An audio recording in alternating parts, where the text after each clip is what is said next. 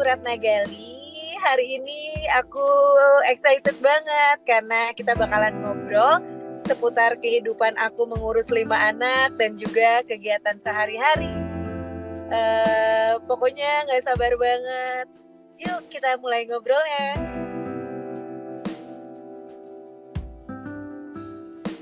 Pertama-tama mungkin sebenarnya di tahun kemarin itu aku ada major perubahan lah dalam hidup aku karena kita sekeluarga memutuskan untuk pindah ke Bali gitu. Awalnya memang karena liburan aja, tapi ternyata kok senyaman itu. Anak-anak juga kualitas hidupnya jauh lebih baik lah menurut aku dibanding pada saat di Jakarta, karena memang kalau di Bali itu kita lebih banyak kegiatan outdoor gitu. Jadi untuk kegiatan gadget atau screen time-nya mereka bisa sangat ditekan gitu. Itu yang pertama. Yang kedua, gimana ya sebenarnya sih menurut aku mau anak 1, 2, 3, 4 atau berapapun itu kurang lebih repotnya pasti sama. Mau anak 1, mau anak 5 pasti sama-sama repot. Cuma memang karena ini lebih banyak jadi kayak kualitas waktu dalam mengerjakan sesuatu pasti agak sedikit lebih lama ya, kayak misalkan preparing untuk bikin lunchbox atau masak karena ya kuantitinya besar jadi agak lebih lama gitu. Tapi kurang lebih pasti repotnya sama bunda-bunda yang lain yang memang udah menjadi seorang ibu ya gitu. Dan kalau kegiatan aku sekarang ya aku di Bali masih tetap ngurusin 5 orang anak aku itu utama.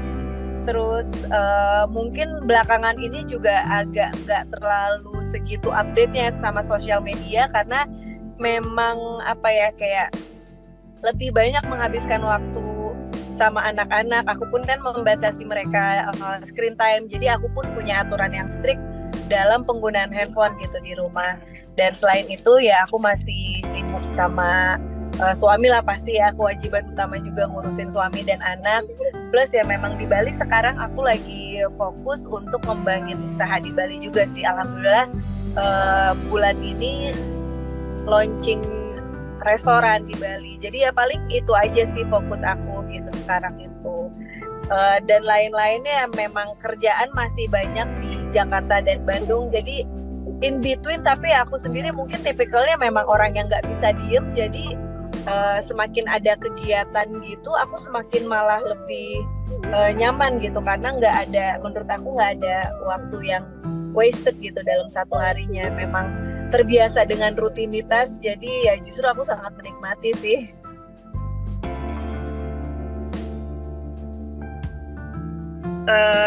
Tentu ada sih Mbak, karena kan memang sebenarnya kayak secara biologis ya, biologically speaking gitu kan, semakin akumulatif kehamilan kita kan otot rahim juga kan udah nggak sekuat yang awal-awal gitu kan.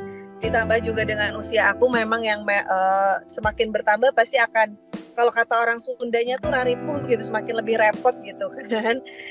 Dan ditambah lagi ternyata kalau hamil isi 2 memang dengan kehamilan aku yang keempat ya berasa berat sih memang sih. Jadi kayak mau bergerak aja lebih sulit gitu. Hamil 1 aja kalau udah hamil besar ya udah trimester ketiga kan pasti kayak untuk bergerak aja kita butuh banyak bantuan gitu. Kadang kalau dari posisi duduk di bawah untuk mau berdiri kayak kadang minta tolong ditarikin. Ya kurang lebih seperti itu tapi double. Intinya kurang lebih sama, cuma agak double di effort gitu. Effort untuk berdiri atau effort untuk melakukan sesuatunya lebih double aja. Tapi kalau dibilang keluhannya atau bawaannya kurang lebih sama lah ya sama hamil lain-lainnya gitu. Tapi alhamdulillah aku tipikal yang kalau hamil itu nggak ada ngidam aneh-aneh, nggak ada morning sick gitu. Ya alhamdulillah ketolong di situ. Cuma ya lebih berat dari ini aja kali ya, kayak otot rahim aku mungkin nggak sekuat dulu. Jadi kayak pergerakan semakin lebih susah ngapa-ngapain gitu. Tapi overall untuk hitungan orang hamil, kalau kata teman-teman aku sih masih terhitung sangat nyaman dan masih bisa mobilitas aku masih tinggi lah gitu.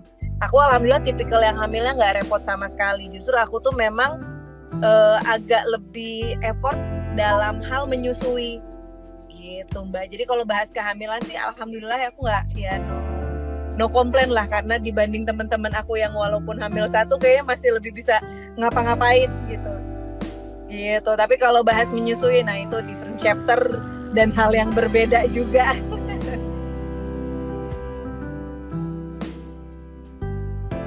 Sejujurnya pasti lebih enak sesar lah ya, kita kan nggak ngerasain sakit atau kayak wah dahsyatnya waktu melahirkan normal gitu. Tapi kalau ditanya mana yang lebih baik, honestly pasti terkembali ke case-nya masing-masing gitu. Kalau misalkan lahiran, ya pasti kan pertimbangannya medis ya Mbak. Aku juga pada saat lahiran kembar, kenapa ujung-ujungnya jadi sesar gitu, karena memang ada pertimbangan dari dokter yang secara medis lebih baik untuk lahiran sesar gitu. Tapi kalau mana yang lebih baik, sejujurnya menurut aku selama ibunya sehat, bayinya sehat, dua-duanya baik ya. Goalsnya kan itu ya, untuk meminimalisir resiko dan memberikan yang terbaik untuk bunda dan anaknya juga kan. Maksud aku agak sedikit selfish sih kalau misalkan bilang kayak ya pokoknya harus bisa lahiran normal gitu, tapi nggak melihat kondisi bundanya yang ya pasti pertimbangan tuh banyak kan Mbak, ya kadang ya bunda ya gitu, misalkan bisa jadi matanya minus, itu kan kayak jadi salah satu pertimbangan atau faktor orang bisa melahirkan normal atau tidak. Jadi terkembali lagi kondisi medis bunda dan anaknya gitu. Jadi kalau mana yang lebih baik nggak bisa disamakan setiap case. Tapi kalau lebih enak, menurut aku jauh lebih enak lahiran sesar, karena ya nggak sakit dan alhamdulillah dengan dunia medis yang udah sangat advance saat ini gitu. After post surgery-nya juga udah nggak sesakit itu gitu. Jadi kayak menurut aku enjoyable banget dan pada saat proses menyusuinya juga aku nggak merasa kerepotan atau kesakitan gitu. Jadi overall kalau ditanya enak, ya lebih enak sesar sih. Sejujurnya.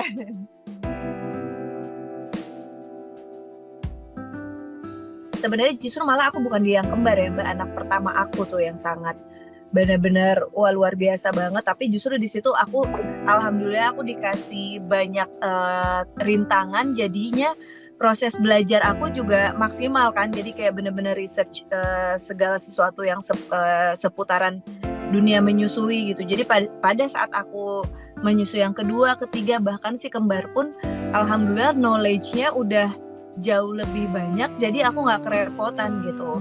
Dan kenapa aku bilang pada saat menyusui itu aku lebih challenging daripada saat melahirkan atau pada saat hamil, karena aku itu memang tipikal yang hyperlaktasi gitu. Jadi pada saat anak yang pertama walaupun udah disusuin, udah mompa, udah nyusuin anak orang pun tetap setiap bulan aku langganan masuk UGD gitu. Bahkan yang anak pertama karena aku masih belum tahu dan ya belum ada pengalaman, itu sampai masitis dan sampai beneran harus dioperasi gitu. Aku yang anak pertama sempet ada traumatik lah gitu. Tapi memang ya karena obatnya tuh pada saat ngelihat anak ya nangis terus tenang pada saat menyusui. Jadi walaupun aku secara mental, kalau kata bahasa anak sekarang udah kena mental banget tuh pas menyusui anak pertama, karena aku harus sampai dioperasi dan hari ini dioperasi, paginya malamnya tuh udah bengkak lagi, bener-bener harus diinsisi gitu, sampai harus bener-bener dikeluarin nanah lagi, padahal baru banget dioperasi gitu. Jadi memang yang pertama lumayan horor buat aku. Cuma karena yang pertama aku mengalami banyak rintangan, jadi kan pasti otomatis aku banyak baca dan banyak cari tahu. Bahkan yang menghandle aku pun itu ketua laktasi seluruh Indonesia gitu, karena memang case-nya berbeda dibanding yang lain gitu. Dan payudara aku pun ya bunda ya ukurannya agak sangat gak normal pada saat nyusuin ya, karena memang ternyata isinya sebanyak itu. Alhamdulillah anak ASI aku pun banyak, itu bisa sampai 3 freezer yang khusus untuk ASI itu penuh semua, padahal anak aku juga disusuin terus ya, bukan yang kayak bunda-bunda kantoran yang memang harus mengandalkan ASI stok dari perahan gitu. Tapi aku susuin iya dan nyetok juga iya, karena memang harus dikeluarin. Nah jadi di anak yang kembar itu pun sama sekali gak ada kendala, karena memang suplai ASI aku segitu berlimpahnya gitu. Walaupun udah kembar, aku alhamdulillah masih punya anak menyusui, dan stok di kulkas pun bisa nyampe 2 freezer gitu. Cuma ya balik lagi, itu dia melelahkan banget buat aku, karena gak ada waktu istirahat dari mengosongkan payudara itu. Karena kalau telat dikit udah pasti aku bakal masuk rumah sakit gitu. Jadi anak 1, 2, 3 itu aku langganan UGD tiap bulan. Karena walaupun ya kadang kan kecapeannya ketiduran gitu, ketiduran agak lama bentar, ujung-ujungnya langsung udah bengkak gitu, udah mampet gitu. Dan di menyusui yang kembar ini malah justru tertolong banget.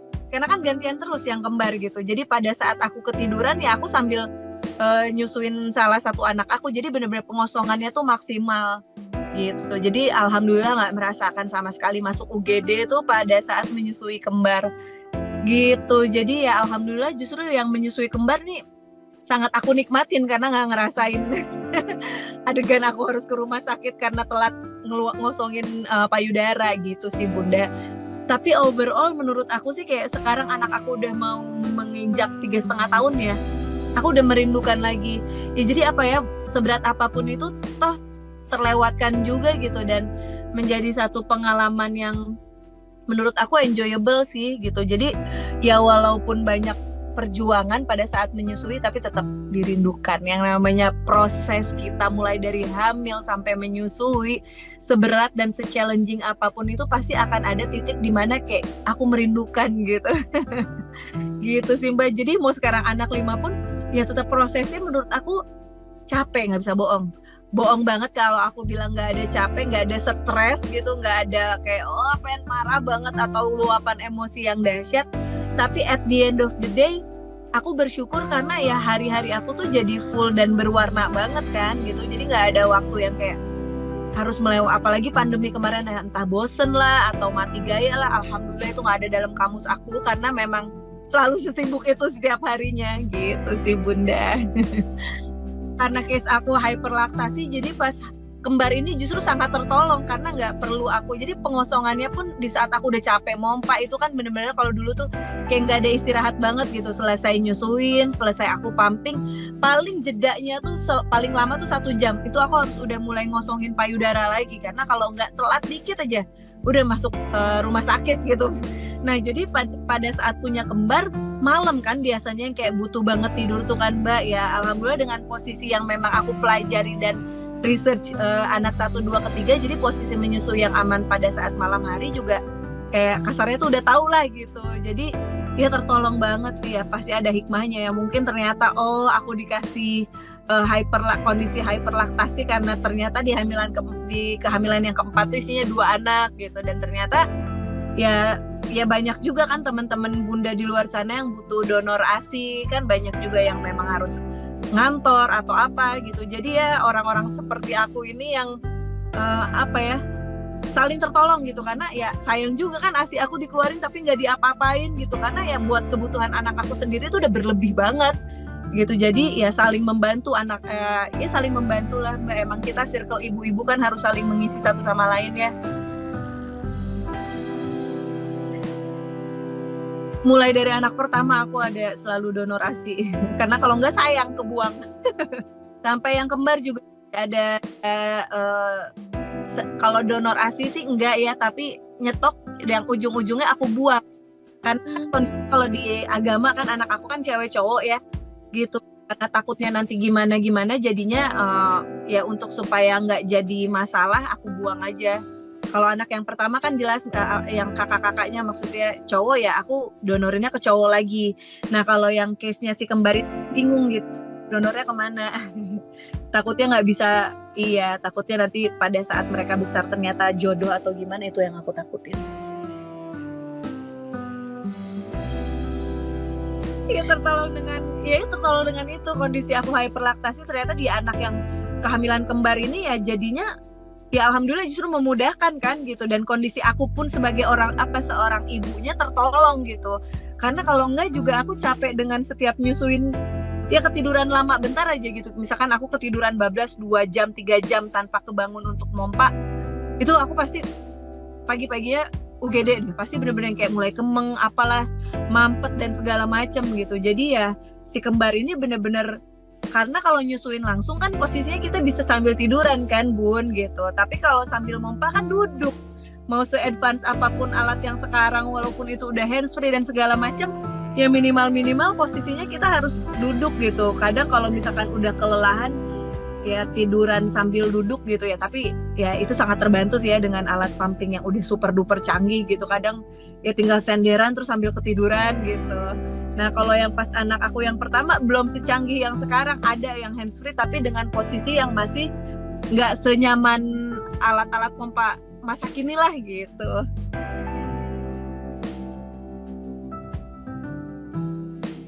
Tentu sih bukan karena masalah gender aja, cewek atau cowok, per anak pun kadang aku punya treatment sendiri gitu, karena kan karakternya berbeda-beda kan Bun gitu.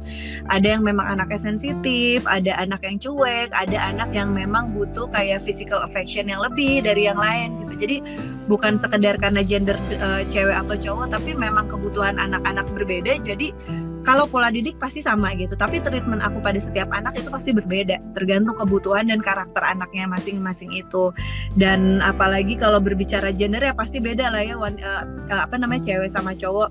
Aku perbandingan karena lihat banget anak kembar cewek dan cowok umur yang sama, itu aja perbedaannya kelihatan banget gitu. Dimana kalau anak cowok itu lebih kayak motorik fisiknya lebih cepet dibanding yang cewek gitu, tapi kosakata anak cewek aku jauh lebih banyak dibanding anak cowok gitu. Nah itu aja kan kelihatan memang pasti ada perbedaan gitu antara cewek dan cowok. Tapi kalau pola asuh sih ya pola didik sama, cuma memang treatment setiap anak pasti berbeda gitu.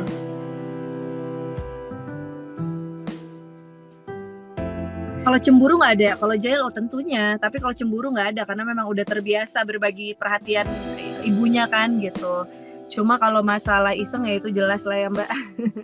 Jadi memang drama aku adalah drama berantem, drama diisengin, tapi overall by the end of the day mereka tahu mereka kakak yang punya tugas untuk urusin adik-adiknya gitu. Jadi memang naluriah tuh memang protektif sih sama adiknya, nggak yang cewek doang ya, tapi yang cowok pun gitu. Cuma cara mereka bermain beda, sama yang cowok sama yang cewek tuh juga beda. Jadi memang ya secara naluriah pasti ada gitu, tahu ya perbedaan, dan melihat kita orang tua bagaimana bersikap ke anak yang cowok dan yang cewek pun kan pasti beda gitu. Jadi ya karena memang anak itu kan sebenarnya manusia yang belajar makhluk yang belajar dari contoh kan gitu. Dengan mereka melihat bagaimana kita bersikap ke anak-anak ya akan sendirinya juga mengcopy sikap orang tuanya gitu.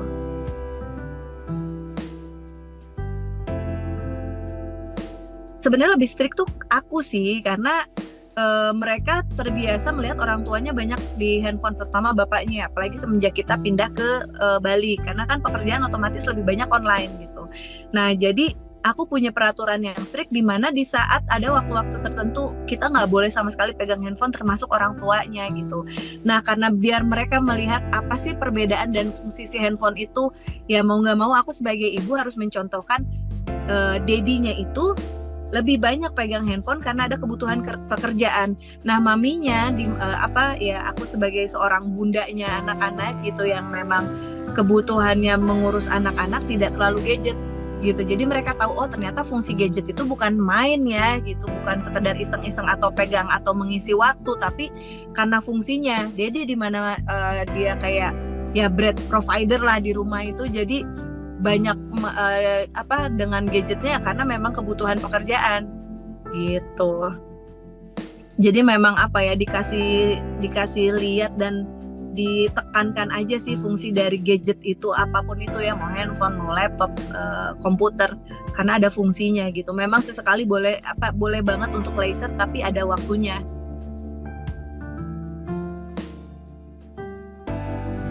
Paling ini sih yang namanya kita bawa anak-anak pasti kan stres atau pressure orang tua kan luar biasa ya gitu, karena kita harus jagain anak-anak. Apalagi aku tuh tipikal yang pergi nggak pernah pakai travel gitu, jadi memang rencanain sendiri segala sesuatunya, booking hotel dan segala macam.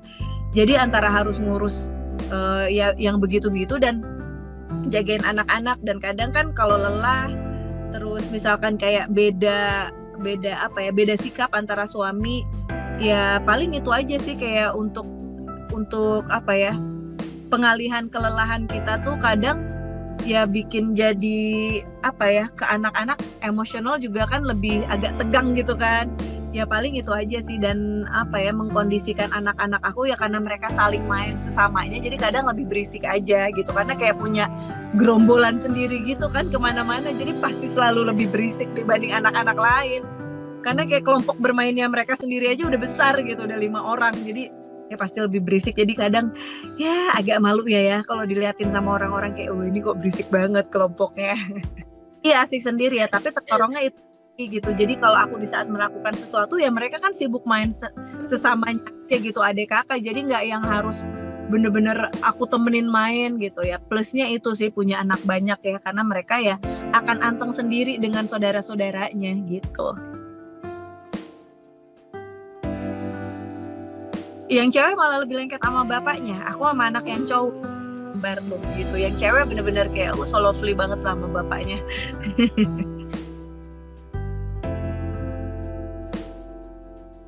Ada, tapi jujur ya aku jarang banget aku bawa-bawa. Jadi misalkan kayak sekarang nih aku lagi posisi di Jakarta, anak-anak kan di Bali. Aku karena ada kerjaan yang nggak bisa ditinggal sama suami, jadi harus ke Jakarta. Tapi ya berempat aja, aku sama yang kembar gitu. Emang karena mungkin udah terbiasa ya, jadi kayak kebutuhan nggak terlalu depending sama mbak gitu loh, Bun. Jadi ya emang udah terbiasa aja intinya ke mana-mana ngapain nggak bawa mbak. Jadi aku pun lebih nyaman nggak bawa mbak sebenarnya kemana-mana gitu ya, karena balik lagi itu ya mereka kan bisa main sama kakak-kakaknya gitu. Kadang kan butuh mbak karena butuh ini itu, dan aku memang ya menikmati aja sih proses gitu, kayak bilang mandiin, nyiapin baju ya karena udah terbiasa dengan kayak pola di barak gitu kan, pola tentara gitu ya, kayak kalau mandi ayo bersamaan gitu. Jadi kayak ya udahlah ya gitu, Bun. Sebenarnya mau anak 1, 2, 3 atau berapapun itu, yang kita lakuin sama aja kok. Tetap nyiapin barang-barang, tetap mandiin, kasarnya tetap nyuapin, tetap ya semua kegiatan ibu-ibu, tapi dengan anak yang lebih banyak gitu aja. Jadi sebenarnya gak usah khawatir akan wah lebih ribet, lebih itu. Bener lebih tapi sedikit aja, karena sebenarnya kegiatan yang kita lakukan itu sama, cuma dengan kuantitas atau waktu yang lebih lama gitu aja sih. Tapi yakin deh pasti memori yang di-create tuh akan ya pasti apa ya, ujung-ujungnya bakal menjadi sesuatu yang berharga. Ya Allah, untung kita paksain ya kita pergi walaupun dengan segala kerempongan itu, tapi ya bersyukurlah bisa melewati itu semua. Jadi ya intinya nikmatin aja, karena kita udah tahu dengan konsekuensi punya anak pasti kan ekstra, apa-apa tuh ekstra gitu. Nah jangan pernah, menurut aku ya, instead of kita ngeluh, tapi lihat di sisi dimana orang tuh pengen kayak kita gitu, tapi konsekuensinya apa? Lebih capek, intinya itu aja, lebih capek fisik, lebih capek mental kan, gitu aja. Nah Bunda, berhubung aku sekarang udah sampai rumah, jadi ganti lokasi ya, biar kita ngobrol lebih nyaman, lebih santai, biar bisa lebih lama lagi sharing seputaran kehidupan aku dan dunia parenting versi Ratna Gali.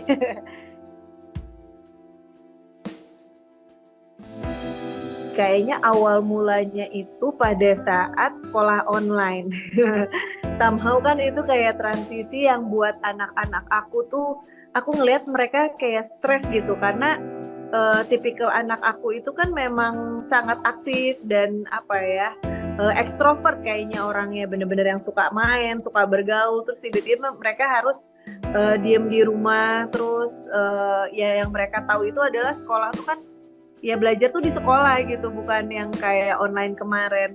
Nah jadi kayak memang dari transisi itu terlihat secara apa ya, psikologis lumayan berdampak banget untuk mereka gitu. Jadi kayak hubungan aku sama mereka agak lebih apa ya, tensionnya tuh beda dari biasanya gitu, karena mungkin aku pun belajar juga kan, yang biasanya memang menyerahkan pada sekolah, ternyata aku harus ikut lebih banyak dan lebih dalam terlibat dalam proses belajarnya anak-anak gitu. Jadi ya memang dari kualitas hubungan aku ngerasa agak kurang baik nih sama anak-anak, nggak semesra atau se-lovely biasanya.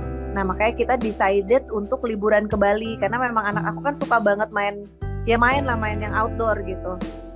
Sementara di rumah pada saat itu memang pandemi masih belum boleh kesana kesini, dan lingkungan di Jakarta tuh kayak walaupun aku termasuk lumayan beruntung karena lingkungan rumah aku itu depannya masih ada ijo lah, tempat bermain sedikit. Tapi ya memang karena kebiasaan anak aku itu mereka berinteraksi dengan alam dan dengan makhluk lain lah, dengan manusia lain. Jadi buat mereka tuh stressful gitu untuk dikurung di dalam rumah.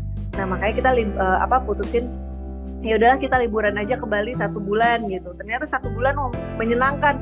Ya udah kita extend another month gitu. Masih juga pengen di situ, extend 3 bulan. Terus sampai akhirnya mulai hybrid kan tuh. Nah pas mulai hybrid kita mikir kayak gimana kalau kita pindah aja sekalian ya ke Bali gitu. Emang agak nekat sih, cuma karena kalaupun direntetin ya kan, ya maksudnya pekerjaan utama suami aku itu kan di Banjarmasin gitu kan. Di Jakarta emang lebih banyak tuh sifatnya meeting-meeting, dan aku pun sebenarnya kan fleksibel mau dimanapun tempatnya. Jadi kayak yaudah nekat aja kita pindah aja yuk. Kebetulan memang sekolah anak aku itu ada cabangnya di Bali, jadi secara administrasi sekolah tuh kayak ya mereka bisa tinggal transfer nilai antara sekolah yang di Jakarta dan sekolah di Bali gitu. Akhirnya udah kita decide untuk pindah ke sana karena anak-anak memang jauh lebih happy gitu, dan aku pun kayak ngelihat mereka lebih seneng explore dengan alam kan. Karena kalau di Jakarta mungkin kegiatannya lebih banyak, kalaupun weekend kita mainnya ke mall gitu. Untuk kegiatan outdoornya opsinya tuh sangat sedikit. Dan anak-anak aku tipikalnya emang aktif, yang sukanya tuh explore. Jadi pas liburan di Bali kayak kualitas hidup dan kualitas psikologis anak-anak tuh jauh lebih baik. Makanya ya udah kita decide untuk pindah ke sana gitu. Dan memang kayaknya tipikal aku sama suami tuh kayak ya udah kita mah yang penting dimanapun, yang penting dengan rombongan sirkus kita pasti anteng gitu kan.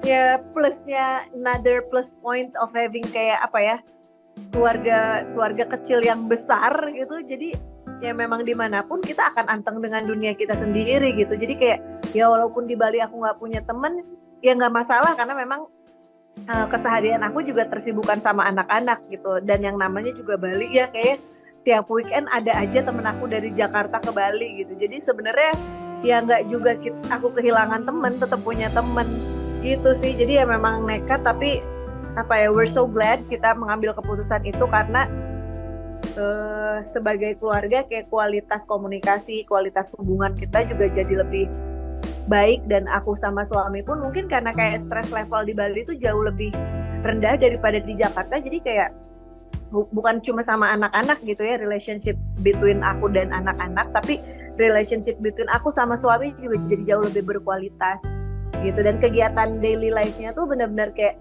setiap pagi kita drop anak-anak ke sekolah itu kita lakuin sendiri. Nah kalau di Jakarta kan nggak kayak gitu ya, kebanyakan ya memang pekerja domestik kita gitu. Jadi ya aku lebih sangat bersyukur karena anak-anak pun merasa, walaupun kadang agak tegang gitu aku sama anak-anak, tapi mereka merasa ya prioritas orang tuanya adalah anak-anaknya gitu. Karena mau sesibuk apapun antar jemput anak-anak tetap aku.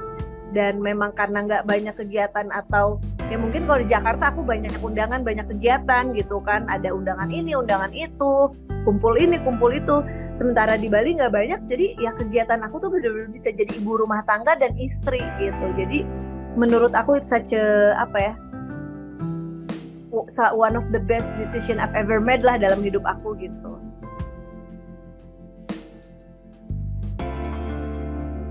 Jadi salah satu memang kita kayak kita beraniin aja kita pindah ya, karena nggak ribet secara administrasi kan ya, namanya orang tua. Dan ya kita pasti mikirinnya tuh kayak aduh pindah sekolah lagi, transfer nilai lagi, ngurusin administrasi dari awal lagi, belum lagi ya kayak ada bayaran lagi dari awal. Ini kan kita cuma tinggal pindah, lanjutin SPP, ya udah selesai gitu.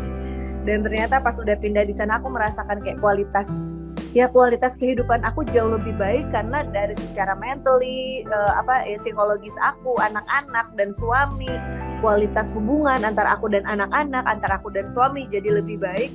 Makanya ya senang sih, tapi kan nggak segitu signifikan yang bener-bener kita pindah gitu. Kayak once in a month aku tetap balik ke Jakarta untuk handle pekerjaan gitu. Jadi ya kayak berubah besar tapi nggak berubah banget gitu, masih ya tetap kita dengan pola kehidupan yang lama kita, tapi sesuatu yang baru gitu. Jadi kayak gimana ya, dapetin sesuatu yang baru tanpa meninggalkan 100% yang lama. Jadi tetap di comfort zone tapi mendapatkan sesuatu yang baru dan dengan kualitas yang lebih baik gitu. Ya mungkin umur mereka kemarin pas pindah ke sana masih umur yang kayak ya udah ikut-ikutin aja, belum ada yang memasuki perubahan hormon masukin ABG lah gitu. Jadi masih anak kecil yang kayak ya udah aku sih ngikutin orang tua gitu. Nah mungkin kalau case-nya sekarang kita pindah, anak aku yang paling besar kan udah mulai memasuki umur-umur peralihan ya, kayak hormonal pun udah mulai kayak nggak balance. Jadi kalau sekarang pindah pasti aku yakin bakal protes anak aku, tapi karena itu kejadiannya 2 tahun lalu jadi masih yang ngikut-ngikut aja. Ya itu sih sebenarnya jatuhnya jadi lebih ke praktek mereka. Sebelumnya kan teori semuanya. Jadi memang pasti kan kita kasih pengertian. Di Jakarta pun kan nggak cuma satu religion doang kan, di sekolah pun ada yang lain-lain. Cuma dia mayoritas.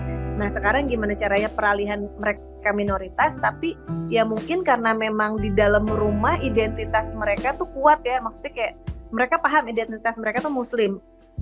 Apa yang boleh dan perbedaan muslim dengan non muslim apa mereka tahu gitu. Dan aku pun mungkin dan suami memang jelas lifestyle kita as a muslim dengan yang lain gitu. Kayak ya aku pun kan berhijab gitu setiap keluar rumah, dengan kebiasaan rutinitas ibadah kita itu memang ya alhamdulillah memang anak itu nggak bisa kalau sekedar teori atau sifatnya itu adalah diktasi gitu. Kita mendikte anak-anak tanpa mencontohkan, karena mereka melihat apa yang kita suruh ya kita lakukan gitu. Jadi kayak ya udahlah, walaupun mereka lebih terpapar dengan hal-hal yang sebenarnya aku belum ready untuk menjawab gitu ya. Kayak misalkan mami kok teman-teman aku dedinya maminya kok minum alkohol gitu, terus ini tuh apa gitu. Tapi kan satu poin dalam kehidupan mereka akan terpapar dengan itu semua, dengan lingkungan dan lain-lain. Nah mumpung masih kecil aku bisa kasih pengertian gitu. Jadi dan kayaknya rasanya kayak kadang aku ngerasa gak siap, terus ya mungkin Allah yang gerakan hati dan pikiran aku ya. Kayak contoh dengan alkohol itu sendiri, aku lumayan kayak waduh gimana nih, aku belum ready dengan itu semua gitu. Jadi kayak kosakata anak aku tuh udah tahu yang namanya wine, udah tahu yang namanya bir, karena teman-temannya mereka ya orang tuanya kehidupannya seperti itu. Misalkan kayak di-invite ke ulang tahun anaknya gitu, ya orang tuanya mengkonsumsi itu semua. Jadi anak aku kan mempertanyakan gitu, kalau orang tua aku nggak begitu, di rumah kita nggak pernah melihat ini. Aku kasih penjelasan, dia bilang ya terus kenapa teman-teman aku orang tuanya minum alkohol. Terus aku kayak sempet bingung, tapi kebetulan pada saat itu, di saat anak aku ngomong gitu, siangnya mereka tuh jatuh atau apa gitu, jadi ada luka yang aku bersihin pakai alkohol. Pada saat diolesin alkohol itu kan sakit gitu. So aku bilang, nah kamu ya kan alkohol sebenarnya memang perlu dalam kehidupan gitu, tapi cara penggunaannya jangan sampai salah gitu. Alkohol nggak bisa diminum gitu, karena itu sifatnya panas. Ya dan secara biologi juga maksudnya kelas di sekolah mereka akan mempelajari itu semua kan. Jadi kayak nanti juga mereka akan diberikan penjelasan yang lebih memang ilmiah tentang itu semua. Tapi pada saat di rumah ya aku jelasin, coba tuh abang waktu pas tadi jatuh mami bersihin pakai alkohol, lukanya perih nggak? Perih kata dia. Sakit kan? Sakit iya. Tapi memang itu ada fungsinya karena untuk membunuh kuman dan ya mematikan kuman-kuman itu. Tapi kalau diminum, coba abang bayangin itu masuk ke dalam perut abang, pedes banget, gak panas, gak kesian gak tuh organ badannya abang? Oh iya juga ya katanya, taruh di badan aja perih gitu, apalagi dikonsumsi gitu kan. Nah makanya kayak, dan mereka juga mungkin belum sekritis itu, dan ya pelan-pelan jadinya memang sesuai dengan tahapan umurnya, sesuai dengan kayak nalarnya di usianya mereka gitu. Jadi belajarnya mereka bertahap, tapi ya tidak bisa dibohongi, mereka akan terpapar itu semua in one point in their life gitu ya. Mereka akan terpapar itu semua, tapi aku bersyukurnya pelan-pelan. Aku pun belajar sama-sama, dan kadang kalau misalkan pertanyaan mereka aku mentok gak bisa jawab, aku paling kayak iya juga ya bang ya, kenapa ya, coba mami cari tahu dulu ya. Jadi aku gak ngasih jawaban yang aku ngarang, tapi buat nalarnya mereka tuh gak bisa keterima gitu. Nah kalau misalkan ada contoh yang mereka bisa berpikir, oh iya juga ya ternyata gitu, kayak case yang alkohol itu gitu. Jadi ya memang pelan-pelan lah gitu, kayak mami kenapa mami kalau keluar harus ditutup gitu, terus orang tua temen aku enggak, ya di situ jadi mereka lebih paham identitasnya mereka, apa perbedaannya muslim, apa perbedaannya dengan agama yang lain, tapi dengan menekankan ini keyakinan kita bang, itu perbedaannya religion dan ilmu sains yang kamu pelajari di sekolah, karena ini adalah sifatnya keyakinan, ini yang mami percaya gitu, dan itu yang orang tua teman kamu percayakan. Menurut mami benar seperti ini, tapi menurut orang tua teman kamu mereka benar, jadi kita nggak bisa paksakan. Abang juga nanti akan melihat sendiri mana yang benar mana yang enggak gitu, sesuai dengan keyakinan yang abang rasakan gitu. Jadi sejauh ini memang konsepnya jadi ya mereka belajarnya pelan-pelan dan menyerapnya juga sesuai dengan kapasitas umurnya mereka gitu. Dan menurut aku kayak poin plus yang didapatkan dengan tinggal di Bali itu adalah ya itu, karena kalau selama ini kan jadi kayak sifatnya tuh aku mendikte, aku begini ya karena memang mayoritas di sini begini gitu ya, keluarga aku, teman-teman aku rata-rata pakai hijab kan gitu. Tapi dengan aku di sana tetap seperti ini, dengan tetap bisa berinteraksi dengan yang lain-lain, jadi mereka nggak akan merasa ya kalau gue beda terus jadi merasa kecil hati gitu. Tapi ya mereka terbiasa dengan perbedaannya itu gitu, tanpa merasa paling benar atau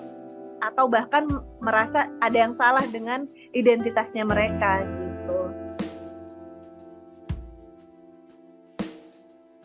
Lumayan hands on banget sih suami aku gitu. Tapi kalau dalam pola didik memang lebih dominan aku gitu. Tapi dari secara keseluruhan memang menurut aku sih kayak porsinya masing-masing sih gitu. Jadi kayak hal tertentu gitu pada saat ya contoh misalkan kita liburan gitu ya, yang memang 24 jam bersama-sama gitu. Mereka juga anak-anak ngelihat oh ya memang at the end of the day ibu aku pun dengerinnya daddy gitu. Jadi ya mereka tahu sebenarnya dalam satu rumah itu ya satu komando, which is suami aku gitu. Tapi ada hal-hal tertentu yang memang itu sifatnya lebih banyak aku yang ngurusin, suami aku dengerin aku juga. Misalkan kayak kan urusan makanan itu semua aku yang handle. Jadi suami aku kalau misalkan kayak aku yang ngatur, ya kita nanti makannya di sini gitu. Karena memang kebiasaannya seperti itu, hal-hal yang memang porsinya aku yang mengatur, aku yang akan atur. Tapi kalau hal-hal porsi yang bapaknya yang mengatur, ya memang satu komando dari bapaknya gitu. Misalkan contoh liburannya kemana tujuannya, aku ngikutin bapaknya gitu. Tapi hal-hal dalam detail dalam menyusun liburannya itu ya aku yang mengerjakan gitu. Jadi ya memang anak-anak juga dari kecil kayaknya memang udah ngelihat ya kita orang tua pun teamwork gitu. Ada hal-hal yang memang suami aku mengandalkan aku, ada hal-hal yang memang aku serahkan semuanya pada suami gitu. Jadi sejauh ini sih ya memang pada porsinya masing-masing, walaupun ya namanya dua kepala yang berbeda ya, aku dan suami. Aku dibesarkan dengan background dan pola didik yang berbeda dengan suami aku. Jadi memang banyak hal-hal yang kita juga masih bergesekan gitu antara aku dan suami. Tapi kalau misalkan bahasnya parenting itself, anak-anak juga ngelihatnya ada porsinya masing-masing antara suami dan aku gitu. Kayak misalkan contoh izin penggunaan gadget ya, anak-anak tetap ke aku karena yang lebih banyak ngurusin itu ya aku gitu. Jadi misalkan kayak minta sesuatu yang sifatnya kebutuhan mereka ngomongnya ke dedinya, aku hanya approval aja gitu. Jadi kayak kadang untuk meminta izin sesuatu ya mereka udah tahu porsinya masing-masing gitu. Jadi kalau peranan suami aku ya aku bilang 100% sesuai dengan fungsinya bapak dalam sebuah rumah lah gitu. Ya aku bersyukur sih, maksudnya teamwork aku dan suami juga berjalan dengan baik, karena aku juga nggak bisa menghandle 5 anak kalau tanpa bantuan suami aku ya. Jadi aku sangat bersyukur gitu, walaupun suami aku ya memang dia kerja dan segala macamnya, tapi tetap menjalankan fungsi dan tugasnya sebagai suami ya. Dan buat suami pun ya walaupun aku ibu dari anak-anak, tapi banyak ya ada beberapa hal yang menyangkut pekerjaan suami yang memang butuh bantuan aku juga gitu. Jadi memang teamwork lah, bukan hanya sekedar di rumah tapi benar-benar dalam segala lini kehidupan ya, walaupun termasuk misalkan kayak urusan aku dengan keluargaku, urusan dengan suami dengan keluarganya suami ya memang udah di fase kita saling membutuhkan satu sama lain dan mengandalkan satu sama lain gitu. Dan memang semenjak pindah ke Bali semakin kelihatan gitu, karena kan kita berdua keluar dari zona nyaman kita kan, jadi kayak jadi saling membutuhkan lah. Bener-bener aku sangat kebergantungan sama suami, dan suami pun sangat kebergantungan sama aku, dan anak-anak pun sangat merasakan fungsi sebuah keluarga tuh apa gitu. Jadi ya itu dia ya, kadang memang kita untuk mengerti value dari sesuatu tuh harus keluar dari zona nyaman kita dulu gitu, sampai kita kayak merasakan oh iya ini ya namanya keluarga tuh gitu. Nah klise sih dikenalin sama saudara aku, ya ketemu juga memang kayaknya udah di waktu yang aku ready untuk nikah, dan suami juga kayak gitu, jadi kayak prosesnya juga nggak terlalu panjang justru dan alhamdulillah maksudnya kayak kita juga semuanya tuh segala sesuatunya penyesuaiannya setelah menikah.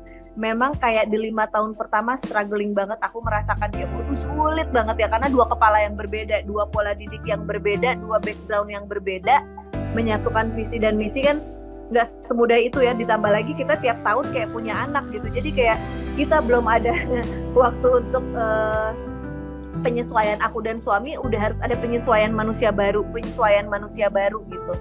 Tapi alhamdulillah aku sih ngerasa kayaknya nggak mungkin kita bisa bertahan sejauh dan seanteng ini tanpa adanya andil dari spiritual gitu, keyakinan aku secara agama ya, itu sih yang membuat bertahan gitu. Jadi kalau kita udah ada konflik apapun itu ya udah kita kembalikan lagi aja ke kalau aku sih ke agama ya gitu, kayak fungsi suami, fungsi aku, kewajiban suami, kewajiban aku. Jadi dan kita udah punya kesepakatan sebelum kita menuntut hak kita, coba kita tanyakan diri dulu, kewajiban kita tuh udah kita lakukan belum gitu. Kewajiban aku sebagai istri sudah aku lakukan atau belum sebelum aku menuntut ke suami aku, dan begitupun suami gitu. Dan kewajiban aku sama anak-anak, karena suami aku tipikal yang membebaskan aku mau berkarir, aku mau berkarya, aku mau bekerja. Sama suami nggak pernah dilarang, nggak pernah apapun, mau itu aku main sama teman-teman aku. Tapi kan kita udah punya prinsip dasarnya gitu. Apakah kewajiban kita sudah kita jalankan? Ya, kalau kita menuntut hak ya sangat wajar gitu. Tapi ya balik lagi, yang penting kewajibannya terlaksana gitu. Aku sebagai seorang istri dan seorang ibu, begitu pula suami aku gitu. Jadi mau dia ngapain, aku sangat membebaskan dan memberikan ruang ya selagi fungsinya dia dan tugasnya dia sebagai bapak dan sebagai suami terlaksana gitu. Jadi kayaknya memang ya kalau menurut aku alhamdulillah kan kita udah memasuki 10 tahun lebih ya pernikahan ya Mbak, dan anteng-anteng aja selama ini ya karena itu. Tapi bukan berarti nggak ada tantangan. Yang aku bilang di 5 tahun pertama itu benar-benar up and down kita dalam sebuah keluarga dan rumah tangga itu sangat diuji, sampai akhirnya kayak ya nggak mungkin lah pernikahan itu nggak ada fase tersulitnya gitu. Tapi mungkin aku pribadi merasa kayaknya aku udah melewati fase sulit pertama dalam rumah tangga gitu, dan sekarang udah di titik anteng. Dan kayaknya ya, bukan berarti aku kayak pede banget gitu, kayaknya aku merasa kita udah menemukan formulanya. Karena selama ini sih kayak konflik apapun dan sebesar apapun yang kita hadapi, di saat dikembalikan ke tata cara agama, oh ternyata ada aja solusinya gitu. Jadi kayak kalau udah ada argumen atau selisih pendapat, ya balikin lagi aja menyikapinya gimana sih kalau di agama. Karena ujung-ujungnya kayak oh ya udah ternyata selesai sendiri masalahnya. Jadi kadang kan yang bikin kita ngotot karena kita pengennya gini gitu, tanpa melihat dari sisi seberang itu seperti apa gitu. Kayak misalkan aku pengennya gini, tanpa melihat sisi dari suami aku, dengan cara berpikirnya suami aku, dengan backgroundnya suami aku, pasti melihat suatu permasalahan dengan cara dan cara menimbang yang berbeda gitu. Nah dengan kita menemukan akhirnya kemarin belajar ya alhamdulillah gitu, dapat hidayah gitu ya dalam agama, akhirnya semuanya jadi terasa lebih gampang dilewatin aja sih.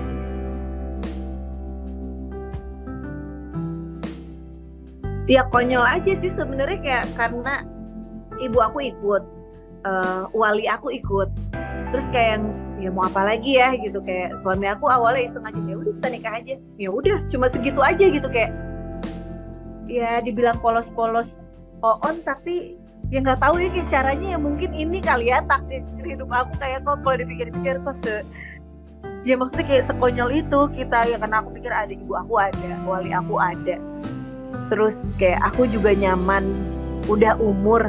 Dan sebenarnya karena satu doa aku pada saat umroh kemarin itu sih, aku mikir kayak ya kadang tahulah di umur aku yang masih bukan polos ya, masih yang ya dibilang kedewasaannya sangat rendah.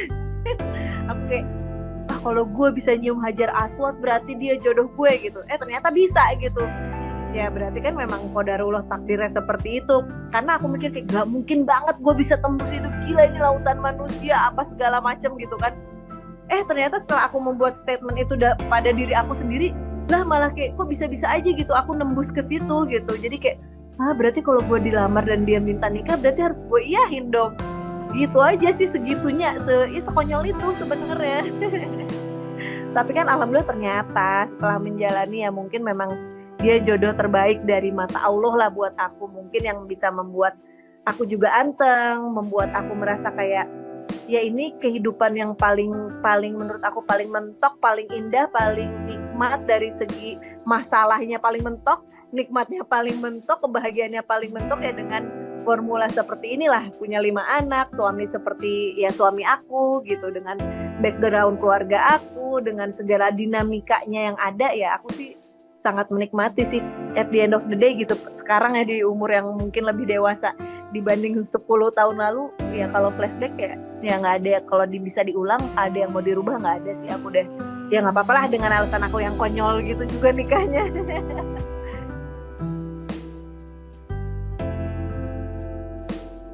Banyak sih, banyak banget. Apa ya salah satunya buat aku adalah apa sih, kayak mencari ya kita sebagai wanita kan pengennya merasa aman ya dalam hidup gitu.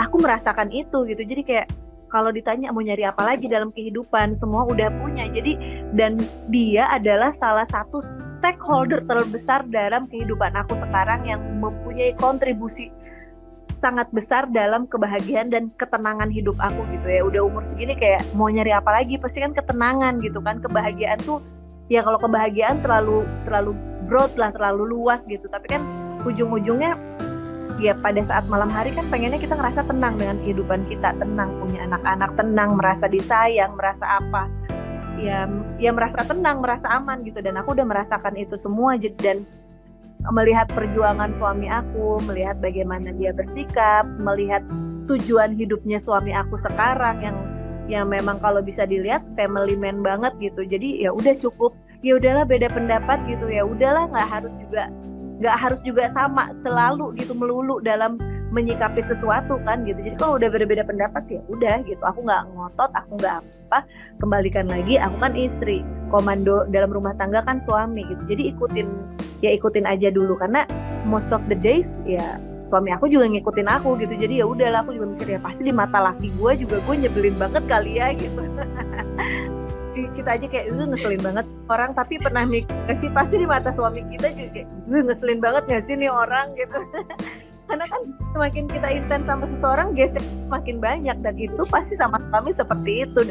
Karena sama orang lain kita nggak sengeselin itu gitu, karena mereka nggak seintens itu berhubungan sama kita gitu. Jadi ya wajar lah, tapi ya at the end of the day kan dia orang yang paling mengusahakan kebahagiaan aku dan anak-anak gitu.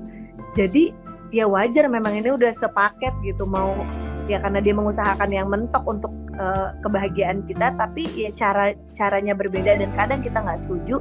Tapi kembalikan lagi, komando rumah tangga itu adalah suami gitu, dan aku sangat appreciate segala sesuatu yang udah diusahakan suami aku untuk aku dan anak-anak semuanya, untuk keluarganya lah gitu. Jadi ya itu yang membuat aku kagum sih, cara dia menyikapi aku dan anak-anak, cara dia menyikapi keluarganya dia juga, cara dia menyikapi keluarga aku. Buat aku that's it, udah cukup untuk aku menundukkan diri dan memposisikan dia sebagai imam. Udah gitu aja. Apa ya pasti udah satu paket ya, bukan cuma olahraga, pasti makanan juga harus kita jaga. Aku tuh tipikalnya kuliner banget. karena aku suka banget makan, mau nggak mau harus olahraga karena pernah ngerasain kolesterol tinggi itu seperti apa gitu.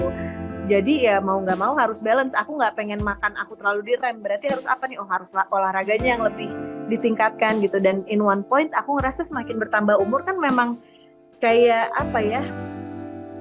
Vitalitas kita juga semakin berkurang gitu. Dulu mah mau pergi seharian juga nggak perlu tuh yang namanya jamu-jamu herbal tolak angin dan sejenisnya gitu. Sekarang kayak aduh berangin-anginan dikit udah butuh jamu-jamuan gitu. Nah makanya supaya memang, dan aku pengennya aku di masa tua aku itu aku bisa mendampingi anak-anak aku tanpa menyusahkan mereka, ya makanya berarti badan aku harus aku jaga dari sekarang gitu. Ya kembali lagi karena aku segitu menikmatinya waktu bersama anak-anak aku, makanya kayak ya nanti masa tua aku adalah hasil investasi aku sekarang pasti kan gitu. Jadi karena aku pengen nanti masa tuanya benar-benar mendampingi dan bisa menikmati sama anak-anak, ya aku maintenance dari sekarang gitu. Kardio dan weightlifting sih. Kardio kan karena memang kesehatan jantung itu perlu ya gitu, dan aku maksudnya untuk membuang semua energi-energi negatif dalam diri aku, ya aku kardio gitu sampai capek. Dan weightlifting itu perlu karena ya aku kan ngelahiran normal kan 3 kali gitu, pasti kayak kekuatan tulang belakang, ya otot-otot itu ya memang harus dilatih supaya dia tetap kuat gitu. Dan otot kan sebenarnya kalau kita nggak gunakan otot itu makin lama justru kekuatannya makin berkurang. Nah kenapa aku weightlifting? Ya supaya ngejaga badan aku tetap kuat aja gitu. Jadi kalau kardio lebih ke kesehatan jantung dan sirkulasi darah keseluruhan. Kalau weightlifting ya karena namanya juga punya anak banyak ya, aku masih gendong, aku masih kegiatan yang butuh fisik tuh banyak gitu. Jadi harus balance, makanya mau gak mau aku harus olahraga weightlifting juga gitu.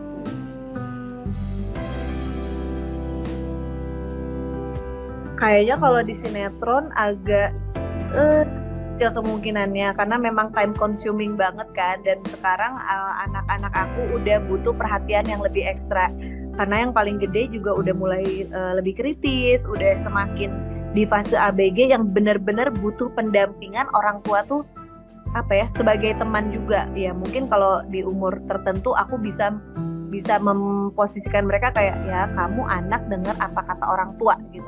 Tapi kalau di umur anak aku yang pertama dan yang kedua pun udah mulai ya cara aku bersikap dan mengambil satu solusi sama mereka lebih ke berdialog gitu. Makanya udah nggak bisa seperti dulu lagi. Di sini benar-benar lebih butuh aku, ya mereka lebih butuh aku lah gitu. Jadi ya udah apapun itu ambisi dan segala macam ya harus aku kesampingkan karena ya kan itu konsepnya balik lagi kewajiban dulu baru sifatnya kalau aku menginginkan yang lain bisa gitu. Tapi ya aku ngerasa juga ya memang hobi aku juga kan kuliner sebenarnya Mbak. Dengan aku bikin si resto ini kayaknya aku juga lebih anteng sih.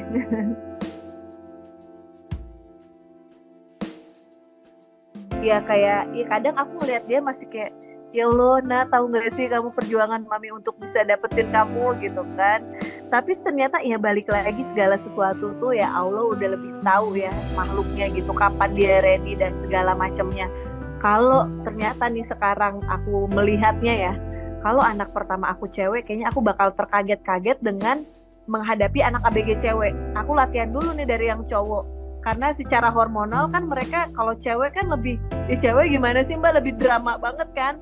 Bener, hormonalnya tuh bener-bener kayak mood swingnya tuh gawat. Sementara aku itu adalah tipikal orang yang kayaknya emotional intelligence aku tuh nggak sebagus itu gitu. Aku bukan tipikal, ya maksudnya nggak seperti wanita pada umumnya gitu. Aku bukan tipikal orang yang suka ngobrol, yang butuh cerita gitu-gitu.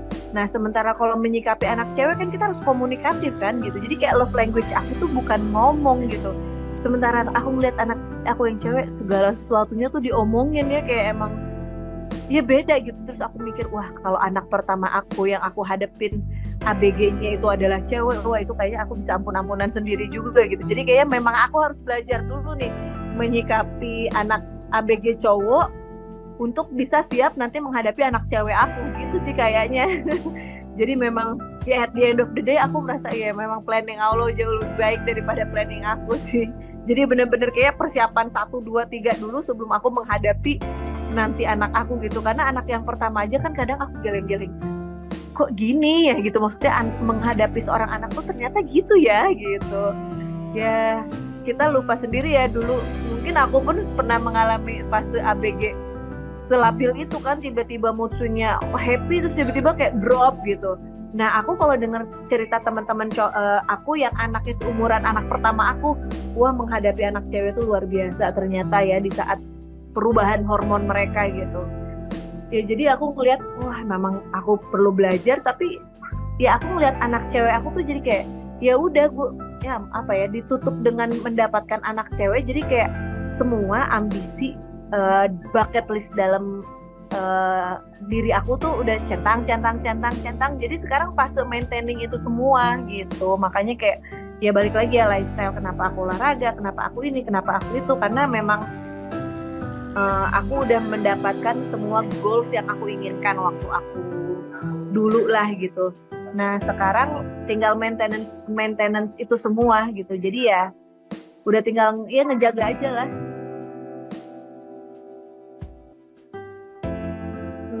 Kalau aku sih mungkin gini, biasanya kalau buat aku pribadi yang bikin kita kecewa atau yang bikin kita sedih itu karena ekspektasi kita kan gitu, ekspektasi kita dari orang lain atau kita berharap kebahagiaan dari orang lain gitu. Nah buat aku pribadi, gimana caranya aku bisa meng-create untuk diri aku sendiri sebelum aku berharap itu dari orang lain gitu. Jadi aku menginginkan sesuatu, aku start dari diri aku sendiri. Misalkan aku pengen punya standar kedisiplinan untuk anak aku, atau standar kehidupan untuk anak aku start dari diri aku sendiri, yang lain biar bisa mengikuti gitu. Jadi sebelum aku menuntut ke yang lain, aku start dengan diri aku sendiri. Jadi kayak pola asuh atau pola didik, sebelum aku terapkan itu ke orang lain, ya aku terapkan ke diri aku sendiri. Misalkan kayak jam belajar, aku sebagai orang tua ngerasa udah lulus sekolah ngapain gue belajar, tapi toh memang dunia dan perkembangan teknologi menuntut kita untuk selalu belajar gitu. Dengan sekolah online anak aku aja kadang kayak aduh apa nih, anak gue nanya gue yang gue nggak ngerti gitu. Ya berarti kan harus start dengan diri kita sendiri dulu untuk belajar sesuatu yang baru gitu. Jadi ya buat ya kalau aku pribadi ya nggak tahu ya, ini kan pasti terkembali lagi dengan challenge yang Bunda alami di kehidupan Bunda masing-masing gitu. Tapi kalau buat aku pribadi ya memang happiness start within ourselves gitu. Jadi kita harus mulai kebahagiaan kita dulu sampai kita bisa, karena kalau kitanya pun stres ya nggak mungkin satu rumah nggak ngerasain gitu. Karena jantung kebahagiaan sebuah rumah itu pasti kan ibu ya, istri yang memang menjadi roda penggerak semuanya gitu. Nah kalau misalkan seorang ibu udah nggak balance dalam menjalani kehidupannya, pasti itu akan berdampak ke semuanya gitu. Dan dalam apa ya, kayak aku nggak mau terlalu keras sama anak-anak tanpa memberikan contoh yang keras juga sama diri aku gitu. Masalah ya kadang apalagi maksudnya kayak kehidupan aku juga banyak di sosial media gitu, mata pencaharian aku ada yang di situ. Kadang kan kayak gatel, aduh ini gue lagi main gadget, masa aku ngelarang anak aku nggak boleh gitu, sementara aku waktu apa ya, screen time aku aja tuh di atas rata-rata gitu. Makanya ya memang harus keras ke diri sendiri dulu supaya bisa terapkan itu ke anak-anak gitu sih paling. Karena at the end of the day apa yang kita tanam pasti itu yang kita tuai ya. Aku sih mencoba memegang prinsip itu aja. Halo Bunda, sekali lagi aku Ratna Gali pengen ngucapin terima kasih banyak atas waktunya dan perhatiannya, udah ngobrol panjang lebar bahas seputar parenting dan kehidupan aku mengurus 5 anak. Sekali lagi makasih banyak ya Bunda. Sampai jumpa.